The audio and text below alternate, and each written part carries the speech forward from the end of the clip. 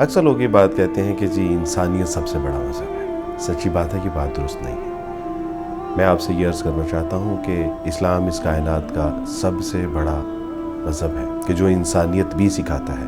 انسانیت اسلام نہیں سکھاتا، جبکہ اسلام جو ہے انسانیت سکھاتا ہے۔ آپ دیکھیں کہ آپ کو کوئی دنیا کا ایسا مذہب نہیں ہے کہ جس میں یہ تعلیم دی گئی ہو کہ ایک انسان کا قتل پوری انسانیت کا قتل ہے، جبکہ اسلام بتاتا ہے کہ ایک انسان کی جان بچانا پوری انسانیت کی جان بچانے کے مترادف ہے، اور ایک شخص کا قتل پوری انسانیت کا قتل ہے۔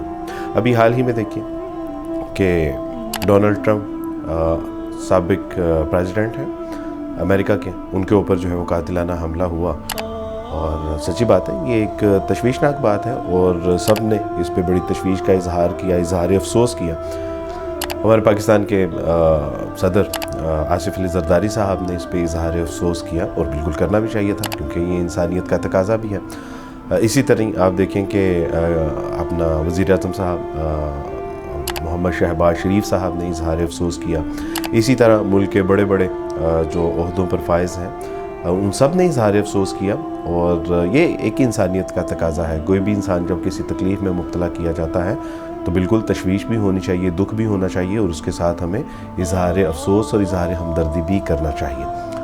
لیکن یہ بات بھی قابل افسوس ہے کہ فلسطین میں 55,000 انسانوں کو گاجر اور مولی کی طرح کاٹ دیا گیا، اور ان کا خون پانی کی طرح بہا دیا گیا، جس میں 15,000 سے زائد وہ بچے تھے جو بھی بولنا بھی نہیں چاہتے تھے، جنہوں نے بھی آنکھ کھولی تھی، جو بھی چل بھی نہیں پائے تھے۔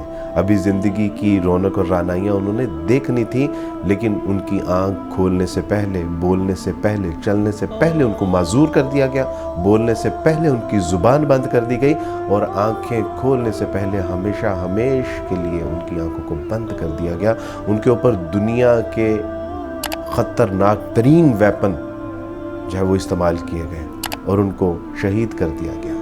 20,000 سے زائد خواتین، 25,000 سے زائد مرد اور بوڑھے ہیں کہ جن کو مظلومانہ شہید کر دیا۔ میں صرف یہ سوال کرنا چاہتا ہوں پاکستان کے ان حکمرانوں سے، ان درد دل رکھنے والوں سے کہ جو ٹرمپ کے کان سے چھو جانے والی گولی پہ تو اظہار افسوس اور اظہار تشویش کر رہے ہیں، لیکن نہ جانے کیوں فلسطین کی بلکتی ہوئی، تڑپتی ہوئی اور سسکتی ہوئی انسانیت ان کو نظر نہیں آتی۔